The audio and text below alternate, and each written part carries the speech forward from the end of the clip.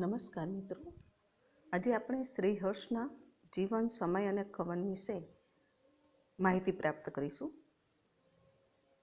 સંસ્કૃત મહાકાવ્યની પરંપરામાં કાલક્રમની દ્રષ્ટિએ સૌથી અંતિમ અને મહત્વપૂર્ણ મહાકાવ્ય શ્રી હર્ષનું નૈષધીય ચરિત અથવા તો નૈષધ ચરિત છે. આ હર્ષ એ રાજા હર્ષવર્ધન કે જેમણે રત્નાવલી, પ્રિયદર્શિકા અને નાગાનંદની રચના કરી છે એમનાથી ભિન્ન છે, કારણ કે નૈષધ ચરિતના લેખકનું નામ શ્રી હર્ષ છે, હર્ષ નહીં. અને કવિએ પોતાના કાવ્યના અંતિમ શ્લોકમાં જ કહ્યું છે કે શ્રી હર્ષ કવે હે કૃતિ કૃતમ ઇધિ ઇત્યાદિ. રત્નાવલી, પ્રિયદર્શિકા અને નાગાનંદની રચના કરનાર રાજા હર્ષવર્ધનની વાત આપણે પ્રથમ સેમિસ્ટરમાં જોઈ ગયા છીએ. આ એનાથી ભિન્ન છે. શ્રી હર્ષના વ્યક્તિગત જીવન તથા સમય બાબતે ખાસ કોઈ વિવાદ નથી, કારણ કે એમણે પોતાના મહાકાવ્યના પ્રથમ સર્ગના અંતમાં સ્વયં લખ્યું છે કે પોતાના પિતાનું નામ શ્રીહિર તથા માતાનું નામ મામલ્લ દેવી હતું. આ શ્રીહિર બહુશ્રુત વિદ્વાન હતા. તેઓ કાન્યકુબ્જ નરેશ વિજયચંદ્ર તથા એમના પુત્ર જયચંદ્ર બંનેની સભામાં પંડિત પદ પ્રાપ્ત કરેલું હતું. નૈષધ ચરિત પરની ચાંડુ પંડિત ટીકા અનુસાર આ શ્રીહિર પ્રસિદ્ધ નૈયાયિક ઉદયનાચાર્ય સાથે એક વખત શાસ્ત્રાર્થમાં હારી ગયા હતા. આથી અત્યંત ખિન્ન થયેલા શ્રીહિરે પોતાના અવસાન સમયે શ્રી હર્ષ પાસેથી એટલે કે પોતાના પુત્ર પાસેથી આ અપમાનનો બદલો લેવાનું વચન લીધું હતું. તેઓએ એટલે કે શ્રી હર્ષે ગુરુ પાસેથી વેદાંત, યોગ, ન્યાય, વ્યાકરણ, જ્યોતિષ, પુરાણ તેમજ મંત્રશાસ્ત્રનો અભ્યાસ કર્યો. ત્યારબાદ તેઓ 1 વર્ષ સુધી ગંગાતટ પર ચિંતામણી મંત્રનો જપ કરીને ભગવતી ત્રિપુર સુંદરીને પ્રસન્ન કર્યા અને પ્રખર વિદ્વત્તાનું વરદાન પ્રાપ્ત કર્યું. ત્યારબાદ ઉદયનાચાર્યને હરાવીને પોતાના પિતાનું વચન પણ પૂર્ણ કર્યું. તેઓ અતિશય મેઘાવી હોવાને કારણે લોકો એમને સમજી શક્યા નહીં. એટલે ફરીથી એ દેવીને પ્રસન્ન કરીને દેવીની સલાહ પ્રમાણે એમણે દહીં ખાધું અને પોતાની બુદ્ધિની તીક્ષ્ણતા ઓછી કરી અને ત્યારબાદ લોકો તેમની ભાષાને સમજતા થયા. એમણે ઘણા ગ્રંથો રચ્યા પછી તેઓ બનારસ પાછા આવ્યા. રાજા અને દરબારના બધા પંડિતો તેમનું સન્માન કરવા ગયા અને એ વખતે રાજાની પ્રશંસા કરતા શ્રી હર્ષે ગોવિંદ નંદન તનયા ચ વપુઃ શ્રિયા નામના શ્લોકની રચના કરી.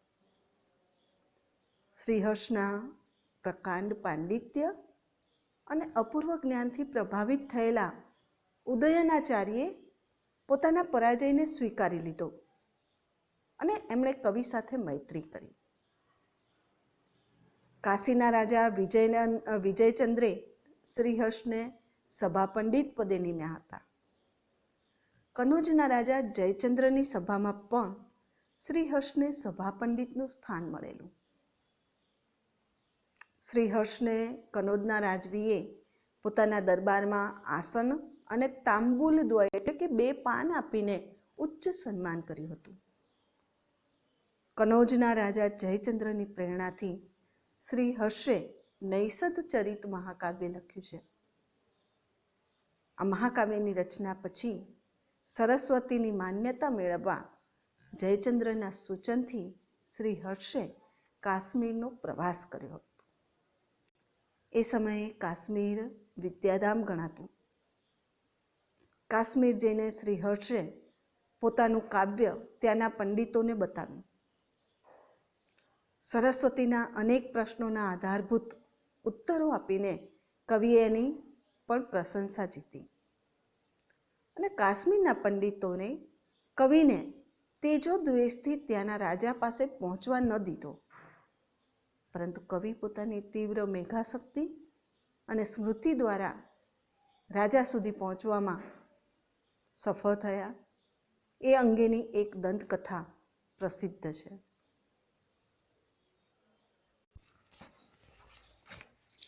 કવિએ કાશ્મીરના પંડિતોને વિનંતી કરી કે ત્યાંના રાજા માધવદેવ સાથે પોતાનો પરિચય કરાવે, પરંતુ ઈર્ષાળુ પંડિતોએ એવું કર્યું નહીં. એટલે કવિને યોગ્ય તકની રાહ જોતા કાશ્મીરમાં રહેવું પડ્યું અને એક પછી એક પોતાની પાસેની વસ્તુઓ વેચીને નિર્વાહ કરવો પડ્યો. એક દિવસ તેઓ કૂવા કાંઠે રુદ્રમંત્રનો જાપ કરતા બેઠા હતા અને ત્યાં બે સ્ત્રીઓ પાણી ભરવા આવી અને એમની વચ્ચે ખૂબ જ ઝઘડો થયો. ફરિયાદ રાજા પાસે પહોંચી. રાજાએ કોઈ સાક્ષી હોય તો બોલાવવા કહ્યું. સ્ત્રીઓએ કહ્યું કે ત્યાં કોઈ બેઠું હતું ખરું. એટલે રાજાએ તપાસ કરી અને શ્રી હર્ષને દરબારમાં તેડાવ્યા. ત્યારે શ્રી હર્ષે કહ્યું કે પોતે સ્થાનિક ભાષા જાણતા નથી, પણ જે કંઈ આ સ્ત્રીઓ બોલી એ પોતે ફરીથી બોલી શકે. ને શ્રી હર્ષે બંને સ્ત્રીઓ વચ્ચેનો જે સંવાદો હતા એના અર્થ જાણ્યા વગર શબ્દસહ પુનરુક્ત કરી. રાજા આશ્ચર્યચકિત થઈ ગયા. શ્રી હર્ષને વિશેષ પૂછતા શ્રી હર્ષે બધી વાત જણાવી. રાજાએ પંડિતોને ઠપકો આપ્યો અને કવિનો યોગ્ય આદર કરવા પંડિતોને કહ્યું.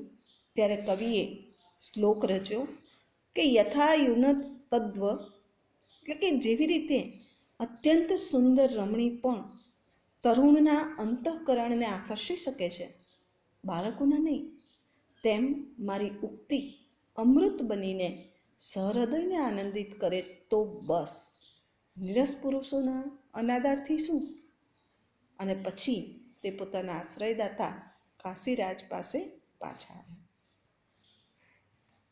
આ દરમિયાન પદ્માકર મંત્રીએ જયંતચંદ્ર માટે અણહિલપુરથી સુહૃદ દેવીને લઈ આવ્યો અને રાજાની ભોગ પત્ની બનાવી. આ રાણી પોતાને કલાભારતી તરીકે ઓળખાવતી હતી. શ્રી હર્ષ પણ નરભારતી તરીકે ઓળખાતા. ઈર્ષાથી પ્રેરાઈને રાણીએ એકવાર એને બોલાવીને પૂછ્યું કે એ કોણ છે. કવિએ પોતાને કલા સર્વજ્ઞ તરીકે ઓળખાવ્યા અને ત્યારે રાણીએ શ્રી હર્ષને જો તે કલા સર્વજ્ઞ હોય તો પોતાને માટે મોજડી બનાવવાનું કહ્યું. મોજડી બનાવે તો મોચીનું કાર્ય કર્યું કહેવાય અને ન બનાવે તો કલા સર્વજ્ઞ ન ગણાય. એટલે શ્રી હર્ષે વચ્ચેનો માર્ગ કાઢ્યો અને ભુર્જપત્રમાંથી મોજડી બનાવીને રાણીને મોચી પહેરાવે એમ પહેરાવી. પરંતુ રાણીની આવી વર્તણૂકથી દુઃખી થઈને શ્રી હર્ષ સંન્યાસી થઈ ગયા. નૈષધ ચરિતની રચના વિશે પણ એક કથા આપણને આ પ્રમાણે મળે છે કે ઉદયનાચાર્યના મતનું ખંડન કરવા કવિ ખંડન ખંડ ખાદ્ય પુસ્તક લખવા, ગ્રંથ લખવા ઈચ્છતા હતા. પરંતુ 4 પુરુષાર્થોને કારણે તેમનું માનસ વિક્ષુબ્ધ બનેલું. એટલે તેઓ બનારસ મુક્તિ ક્ષેત્રમાં જઈને ચિત્તની શાંતિ મેળવીને આ ગ્રંથ લખ્યો. પછી એમને જણાયું કે આ ગ્રંથ સામાન્ય જનતાને આકર્ષવામાં નિષ્ફળ ગયો અને ત્યાર પછી એમણે નૈષધ ચરિતની રચના કરી. આવી એક વાત પણ આપણને પ્રાપ્ત થાય છે. તો ગદાધર નામના બીજા એક ટીકાકાર નૈષધ ચરિતની રચના વિશે આ પ્રમાણે કથા આપે છે કે ગોવિંદચંદ્રની સભાના તેઓ ઉત્તમ પંડિત હતા અને ખંડન જેવા તત્વચિંતનના ગ્રંથો લખવામાં એ સમર્પિત હતા. પણ બીજા પંડિતો જ્યારે એ સભામાં આવે ત્યારે તર્કરૂપી સમીવૃક્ષની સાથેનો આ સાક્ષાત રણ પ્રદેશ આવ્યો એમ કરીને એમની હાંસી ઉડાવતા. શ્રી હર્ષને આની જાણ થઈ એટલે એમણે નૈસચ્ચરિત લખીને રાજાને ભેટ કરી. રાજાએ પ્રસન્ન થઈને કવિને 2 આસન આપ્યા, એક તર્કવેદીઓમાં અને બીજું સાહિત્યવેદીઓમાં, અને બીજા 2 તાંબુલ એટલે કે પાન આપીને તેમજ કવિ પંડિત એવું બિરુદ આપ્યું. પાન આપીને એમનું સન્માન કર્યું અને કવિ પંડિત એવું બિરુદ પણ એમને આપ્યું. એક બીજો પ્રસંગ પણ આપણને મળે છે. શ્રી હર્ષ બંગાળના હતા અને પોતાની કાવ્યકૃતિ દર્શાવવા બનારસ ઉપડ્યા. ત્યાં કોક નામના એક મહાન પંડિત હતા. એ જ્યારે મણિકર્ણિકાના ઘાટ પર ગંગા સ્નાન કરવા જતા હતા ત્યારે શ્રી હર્ષ તેમની પાછળ જતા અને મોટેથી પોતાના કાવ્યનો પાઠ કરતા. આવું ઘણા સમય સુધી ચાલ્યું, પરંતુ કોક કશું જ બોલતા નહીં. અને ત્યારે શ્રી હર્ષની ધીરજ ખૂટી જતા પંડિતને પૂછ્યું કે તમે મારા કાવ્ય વિશે કેમ કશું બોલતા નથી? કેમ મારું કાવ્ય સાંભળતા નથી?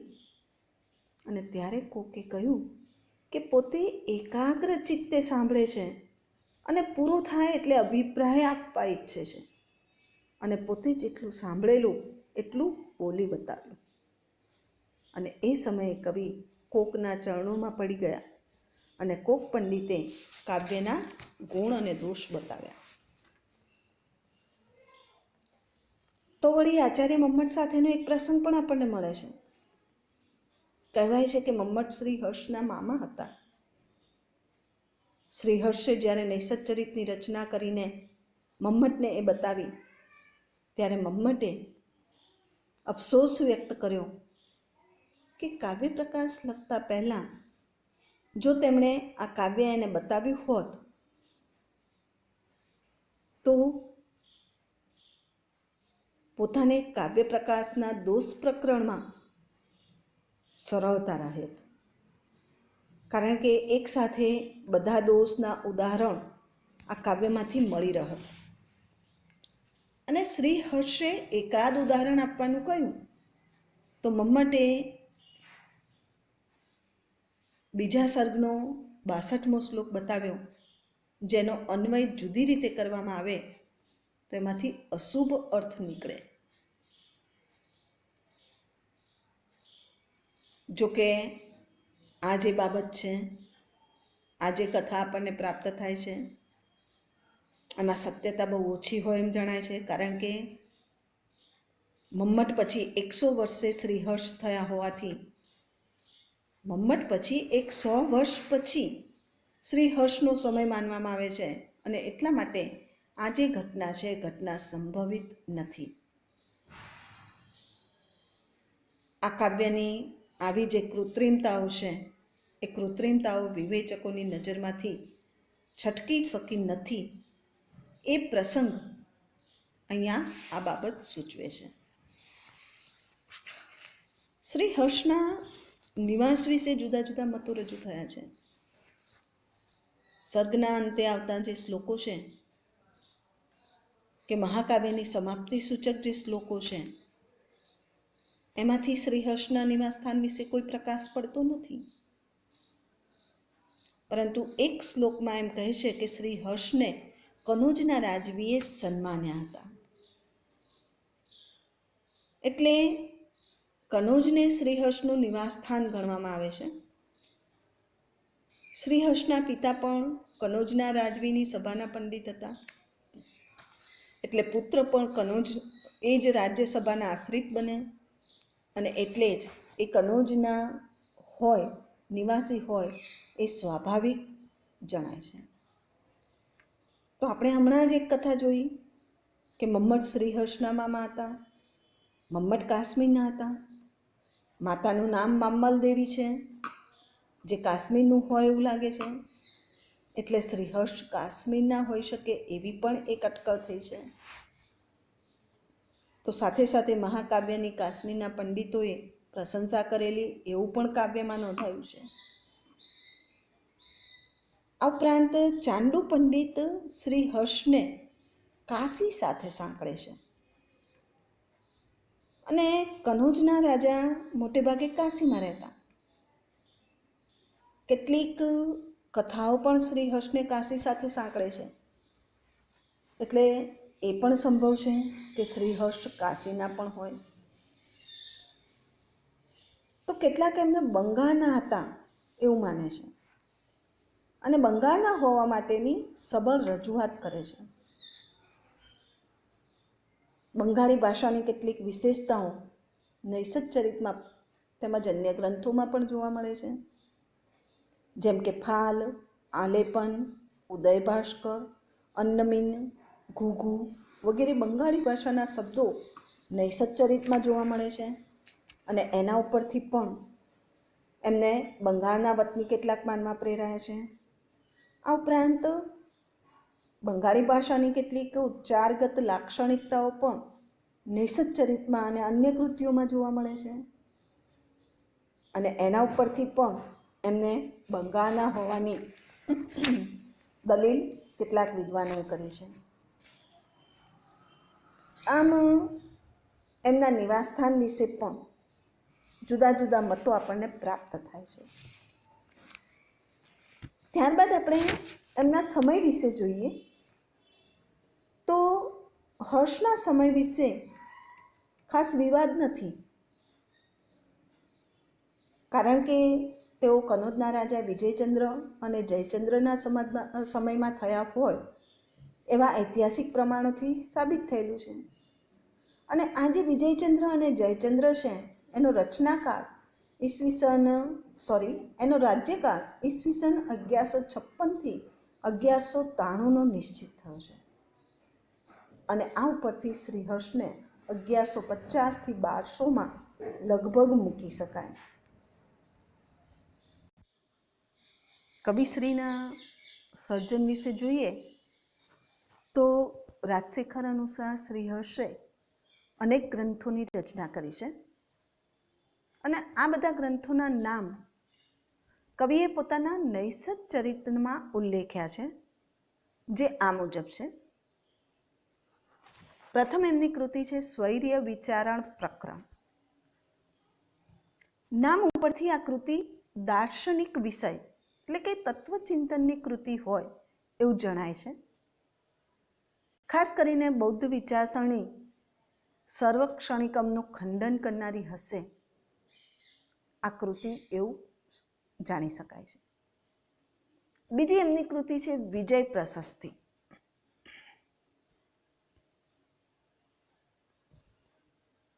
આ ગ્રંથમાં જયચંદ્રના પિતા વિજયચંદ્રની કે જેઓ એ સમયના પ્રસિદ્ધ યોદ્ધા તથા વિજયી વીર હતા અને સાથે સાથે કવિના આશ્રયદાતા પણ હતા અને એમની પ્રશંસાત્મક પ્રશસ્તિ વિજય પ્રશસ્તિમાં કરાઈ છે.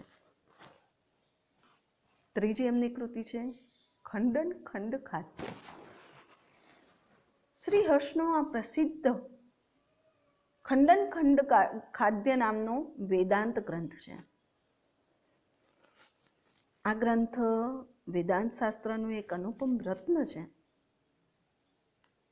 આમાં નૈયાયિક તર્ક પ્રણાલીનું અનુકરણ કરીને લેખકે ન્યાયના જે સિદ્ધાંતો છે એનું ખંડન અને અદ્વૈત વેદાંતના જે સિદ્ધાંતો છે એનું મંડન કર્યું છે. પાંડિત્યની દ્રષ્ટિએ જોઈએ તો આ ગ્રંથ ઉચ્ચ કોટીનો છે અને શ્રી હર્ષની અલોક સામાન્ય શાસ્ત્ર ચાતુરીનું પ્રદર્શન કરે છે. ચોથી એમની કૃતિ છે ગોડોરવી સ્કૂલ પ્રશસ્તિ.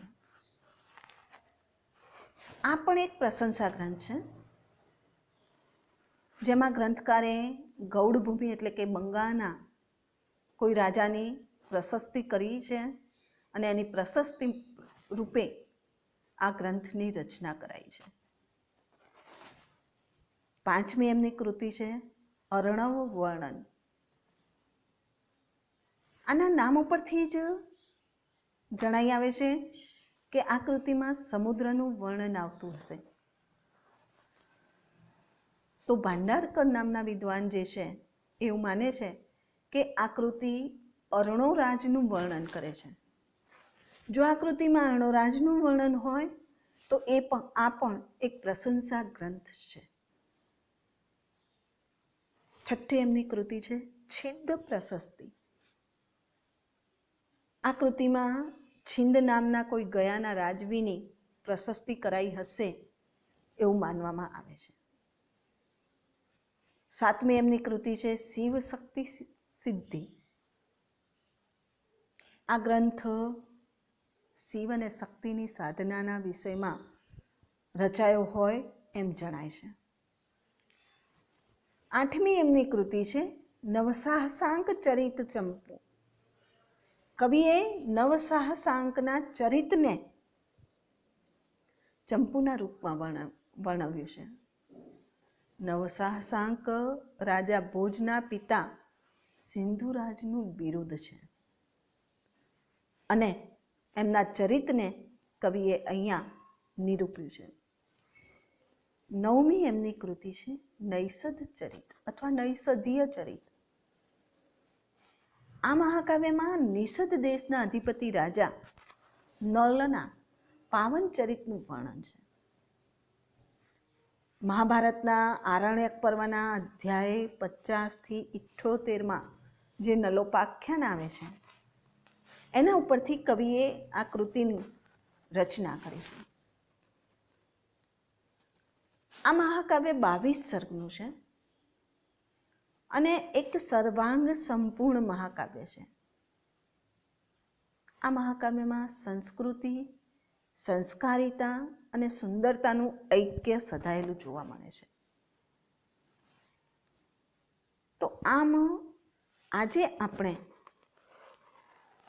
શ્રી હર્ષના જીવન વિશે આપણી પાસે જે કોઈ માહિતી ઉપલબ્ધ હતી એનો પરિચય મેળવ્યો અને સાથે સાથે એમણે રચેલી જે કૃતિઓ છે એ કૃતિઓનો ટૂંકમાં પરિચય પ્રાપ્ત કર્યો. હવે પછીના વ્યાખ્યાનમાં આપણે શ્રી હર્ષનું જે નૈષધીય ચરિત મહાકાવ્ય છે એ મહાકાવ્યના કથાનક અને એના સાહિત્ય પ્રકાર વિશે ચર્ચા કરીશું. અસ્તુ.